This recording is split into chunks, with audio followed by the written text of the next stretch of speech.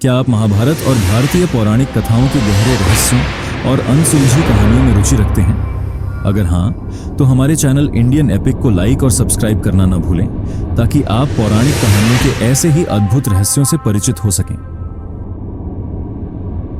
एक बार की बात है, एक समंदर के किनारे पर एक छोटी सी बच्ची खेल रही थी। थोड़ी ही देर के बाद समंदर की बड़ी सी लहर आई और उस बच्ची की चप्पल उस लहर के साथ समंदर में बहकर चली गई। उस बच्ची को दुख हुआ और फिर पता नहीं उसे अचानक क्या हुआ, और उसने वहीं उसी समंदर के किनारे पर रेत पर लिखा कि समंदर चोर है। अब थोड़ी देर के बाद वहीं थोड़ी दूरी पर एक लड़का उसी समंदर में डूबकर मर गया। लड़के की मां जब वहां पर आई तो वह रोने लगी और उसने भी रेत पर लिखा कि समंदर हथियारा है। फिर एक बूढ़ा आदमी जब उस समंदर के किनारे से जा रहा था तो उसे वहां पर एक मोती मिला जो कि बहुत ही कीमती था। आदमी यह देखकर खुश हो गया और उसने रेत पर लिखा कि समंदर दयावान है। अब कुछ मछुआरे वहां पर आए और उन्होंने समंदर में जाल फेंक कर और कुछ मछुआ औरों ने उसी किनारे पर बैठे बैठे बहुत सारी मछलियां पकड़ ली। अब उनमें से एक मछुआरे ने रेत पर लिखा कि समंदर मेरा पालनहार है। अब देखा जाए तो इन चारों लोगों ने अलग अलग बातें लिखी।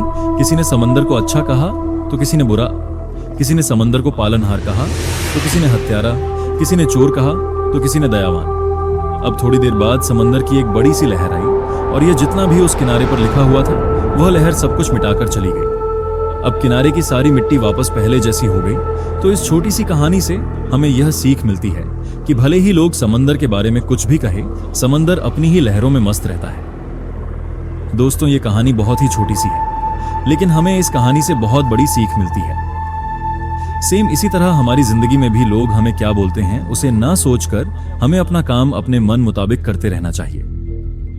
अगर आप लोगों की सोच के बारे में सोचते रहेंगे तो आप कभी भी आगे नहीं बढ़ पाएंगे। इसीलिए लोगों की बातों पर ध्यान मत दो। लोग कभी अच्छा कहते हैं तो कभी बुरा।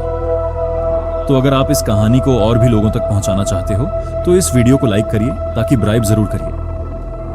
मिलता हूं मैं अगली बार इसी तरह की कहानी के साथ। तो सब्र करो, शुक्र करो और जिंदगी में आगे बढ़ो।